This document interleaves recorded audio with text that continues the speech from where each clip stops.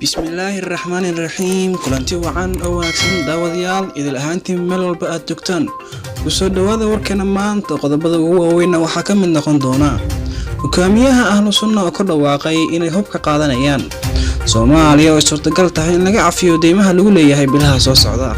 Madaxweyne Dani oo boosaaso kula kulmay taliyaha Africom. Wararka dibaddana waxaa ka mid noqon doona madaxweynaha dalkaasi Sacuudiga Mohammed bin Salman oo sheegay inuu isla kulmi doonin Benjamin Netanyahu. qodobadaasi oo faahfaahsan daawadayaal hayno dambeeyaan haddii ay ku tahay marka ay kugu horeysay fadlan subscribe inoo saar haddii aad hore noola joogtana aad u mahadsantahay. waa tahay ku soo dhawaada qodobadaasi oo faahfaahsan. aynu ku horeynay hogaamiyaha ururka Ahlus Sunnah Macallin Maxamuud Sheekh Xasan Faarax ayaa sheegay inay markale hub ka qaadanayaan si ay isu difaacaan. Macallin Maxamuud oo warkiisa sii wata ayaa sheegay inaysan aqbali doonin in Dhuusamareeb ay qaraxyo ka dhacaan isagoo tusaale u soo qaatay qarax ka dhacay magaalada Dhuusamareeb. munaasabad ay ka soo qaybgaleen taageerayaasha Ahlus Sunnah ayaa waxa ay uga hadleen arrimaha ammaanka ee magaalada Dhuusamareeb ee deegaano kale oo ka tirsan Galmudug. shalay ayaa dad ku soo jeeday magaalada Dhuusamareeb laga celiyay iyadoo arrintan ay ka caroodeen mas'uuliyiin ka tirsan ururka Ahlus Sunnah. ururka Ahlus Sunnah ayaa dhawaan u doortay madaxweyne Sheekh Maxamed Shaakir Cali Xasan kadib markii uu khilaaf soo kala dhex galay maamulkooda iyo dowladda federaalka Soomaaliya. suuqa dhaqaalaha adduunka ee magaciisa la soo gaabiyo IMF iyo bangiga adduunka ayaa aqbalay in Soomaaliya xilligan ay taagan tahay heerkii looga cafin lahaa deynta lagu leeyahay. talaabadan ayaa noqonaysa horumar weyn oo lagu tallaabsaday cafinta deymaha lagu leeyahay Soomaaliya kuwaas oo lagu qiyaasay lacag dhan 5.3 bilyan oo dollarka Mareykanka ah dabayaaqadii sanadkii 2018 sida ay sheegtay IMF-ta kadib markii uu soo idlaaday shirkii 12 bisha.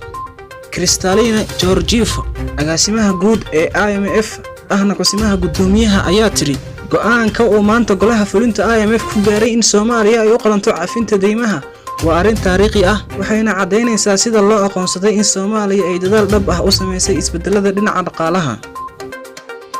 madaxweynaha dowlad goboleedka Soomaaliyeed ee Puntland Saciid Cabdullaahi Dani iyo taliyaha ciidanka Mareykanka ee Africom General Stephen Townsend ayaa maanta waxa ay ku kulmeen magaalada Boosaaso ee xarunta gobolka Bari. madaxweynaha Puntland iyo taliyaha Africom ayaa waxa ay ka wada hadleen sidii dowlad goboleedka Puntland iyo taliska Mareykanka ee Afrika u dhaxmari lahayd wada shaqeyn xooggan. shalay ayay ahayd markii taliyaha Africom uu gaaray magaalada Kismaayo ee xarunta gobolka Jubbada Hoose isagoo halkaasi kulamo kula qaatay madaxweynaha dowlad goboleedka Jubbaland Axmed Maxamed Islaam Axmed Madoobe. waa tahay daawadayaal markana wararka dibadda.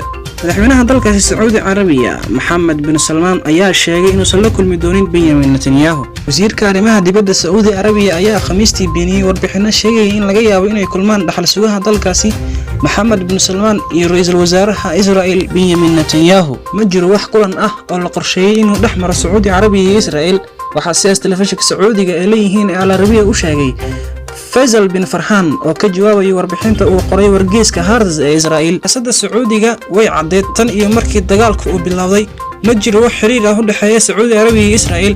boqortooyada waxay si dhab ah u dhinac taagan tahay Falastiin.